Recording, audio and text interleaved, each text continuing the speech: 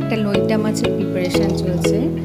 আদা, রসুন, লঙ্কা আমি পেস্ট করছি, আর কড়াইতে পেঁয়াজ, শুকনো লঙ্কা, দুটো এলাচ, দারচিনি দিয়ে আমি আগে ভেজেছিলাম। এবার পেস্ট করা মশলাটা আমি কড়াইয়ে অ্যাড করলাম।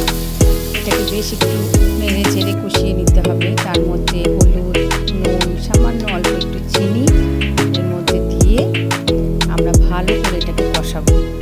আর আগে আমি লইটা মাছটাকে কড়াইয়ে দিয়ে জলটা ভালো করে শুকিয়ে নিয়েছিলাম, এটাকে সাইডে করে রেখে দিয়েছিলাম। ওটা আমি আর ভিডিওতে দেখাইনি।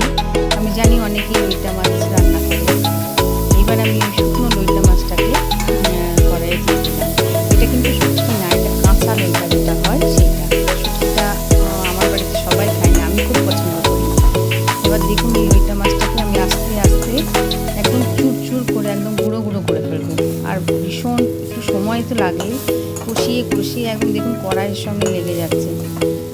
যত কড়াইয়ের সঙ্গে লেগে আপনি খুঁড়িয়ে খুঁড়িয়ে, এটাকে হিন্দিতে খুরচান বলে, খুঁড়িয়ে খুঁড়িয়ে যত করবেন, এই দেখুন ঝুরঝুরে হয়েছে একদম, তত এটা টেস্ট বাড়বে। কিন্তু হ্যাঁ, পুড়ে যাতে না যায়, সামনে দাঁড়িয়ে থাকতে হয় এটা রান্না করার সময়। ধৈর্য ধরে এটাকে বানালে